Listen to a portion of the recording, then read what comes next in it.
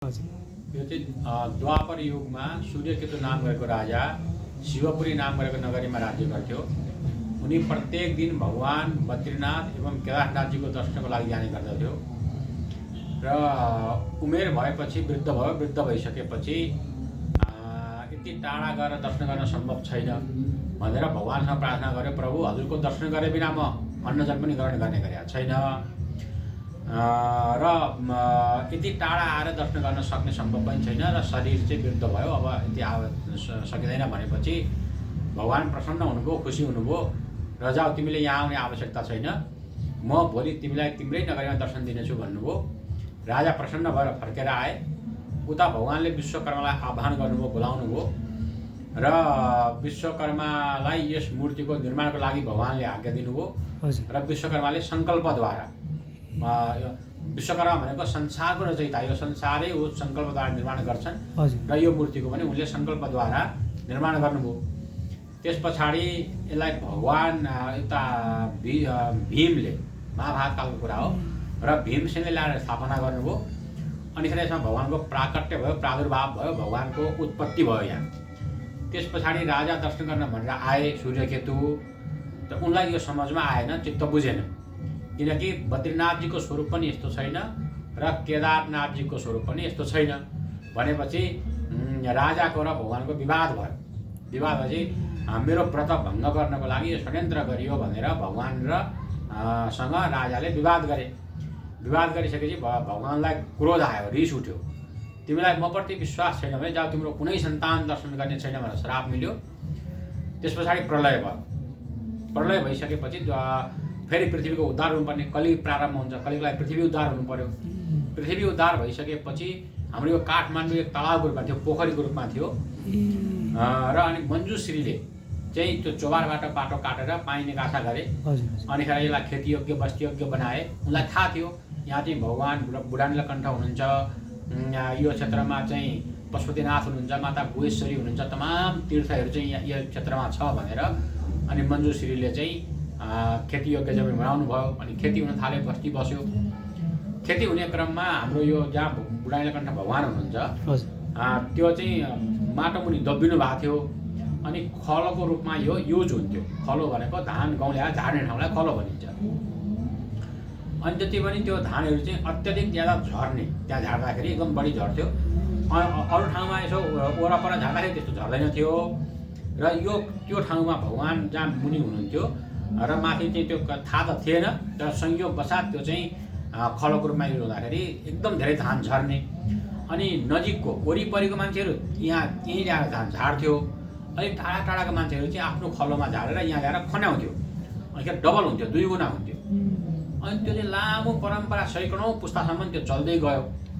अनि एक समयमा कालान्तरमा आएपछि एउटा जसको जो खेती थियो, जमिन थियो, त्यो किसानलाई मनमा आयो यो अरूतिर यस्तो वरिपरि यस्तो हुँदैन, यहाँ किन यस्तो हुन्छ भनेर यसो खनेका थिए। खन्दाखेरि रगत आयो, अर्को ठाउँमा खने त्यहाँबाट रगत आयो। आएपछि उनी सशङ्कित भए। अनि यो खलो एकदम प्रसिद्ध भइसकेको थियो। त्यही भएर चाहिँ त्यो किसानले अरू किसानहरूलाई चाहिँ कुरा गरे, हाम्रो खलोमा जहाँ खन्यो त्यहीँबाट रगत आइरहेको छ भनेपछि सबै गाउँको किसानहरू आएर चाहिँ हातको माध्यमले खोसिँदै जाँदाखेरि भगवानको विग्रहको प्राकट्य भयो, प्रादुर्भाव भयो, उत्पत्ति भयो। त्यसपछि किसानलाई बडा चिन्ता भयो, मैले ठुलो अपराध गरेछु, यस्तो नहुनुपर्ने थियो भनेर अपराध गरेँ भन्दाखेरि भगवान एकदम साक्षात् शरीरमा हुनुहुन्थ्यो। खुन रगत आउनु भनेको त शरीरबाट आउँछ, जीवित शरीरबाट आउँछ, मृत शरीरबाट पनि खुन आउँदैन। अनि भगवान एकदम साक्षात् स्वरूपमै हुनुहुन्थ्यो। त्यस पछाडि भगवानले भन्नु, तिमीलाई यसमा कोही दोष छैन, अपराध छैन, म द्वापर युगदेखि यो ठाउँमा थिएँ, अब आउने समय कलि हो, कलिमा मान्छे नास्तिक हुन्छ, आस्था गर्दैन, त्यसको लागि चाहिँ म प्रकट हुन चाहेँ मेरो इच्छाले र भक्तहरूलाई पूजा गराउनको लागि म प्रकट भएको हुँ, तिमीलाई कोही दोष छैन। र तिमीलाई फेरि त्यस्तो मनमा लाग्छ भने तिम्रो नाम र मेरो नामको प्रसिद्धि गर, तिम्रो दोष निवारण हुनेछ भनेपछि उसको नाम नीलकण्ठ थियो। र अनि त्यो नामबाट नीलकण्ठ अनिखेर उनी बुढा पनि थिए, वृद्ध पनि थिए र वृद्ध नीलकण्ठबाट बुढा नीलकण्ठ भनेर नाम रह्यो। अनि त्यही बेलामा चाहिँ ब्राह्मण बटुकद्वारा 16 वर्षभन्दा मुनिको बटुकद्वारा चाहिँ पूजा विधिहरू 1650 विधिले पूजा गर्ने त्यो परम्परा चल्दै रह्यो र भगवान चाहिँ चलायमानै हुनुहुन्थ्यो। अनि यहाँ त राजाहरू आउनु नहुने, राजालाई श्राप मिलेको। अनि त्यो पनि प्रताप मल्लले चाहिँ आउने प्रयास गरे।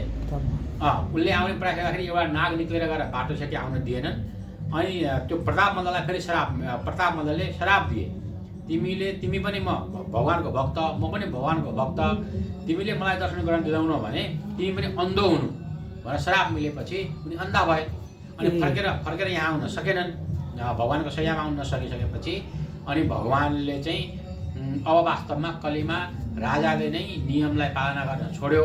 राजाले नियमको पालना गर्दैन भने प्रजाले के नियम पालना गर्ला भनेर अनिखेर भगवान शिला स्वरूपमा हुनुभयो, पत्थर स्वरूपमा हुनुभयो, शालिग्राम स्वरूपमा हुनुभयो। त्यसरी शालिग्राम स्वरूपमा भइसकेपछि फेरि मान्छेले भन्ने त त्यही नै हो, यत्रो ठुलो ढुङ्गो, यति सुन्दर मूर्ति कसले ल्यायो होला, कहाँबाट बनायो होला, के भयो होला भन्ने त्यस्तो शङ्का नहोस्। त्यसको लागि चाहिँ छाया दर्शनको विशेष महत्त्व छ। जसरी भगवान यहाँ माथि यसरी यो भगवानको फेस मुख भयो, हुबहु छायामा पानीमा चाहिँ यो फेस दर्शन हुन्छ। आधुनिक साइन्सको हिसाबले त्यसलाई असम्भव भन्छ, त्यस्तो हुँदैन। तर यहाँ चाहिँ भगवान त्यस्तो स्वरूपलाई छोडेर भगवान शिला स्वरूपमा हुनुभयो भन्ने मान्यता छ। अनि यहाँ भगवान हाम्रो बौद्ध धर्मसँग चाहिँ सम्बन्ध कस्तो होला? बौद्ध धर्मावलम्बीहरूले चाहिँ संसारकै, अब उहाँले बढी नाग देवतालाई बढी मान्नुहुन्छ, अनि संसारकै सबैभन्दा ठुलो नाग चाहिँ यो क्षेत्रमा छ भन्ने उहाँहरूको मान्यता छ भन्ने त्यसरी बुझिन्छ। र यहाँ आएर दर्शन गर्न, नाग पूजाको लागि विशेष गरी उहाँहरू आउने गर्नुहुन्छ। ए हस्, अनि धन्यवाद। हस्, थ्याङ्क यू। हस्।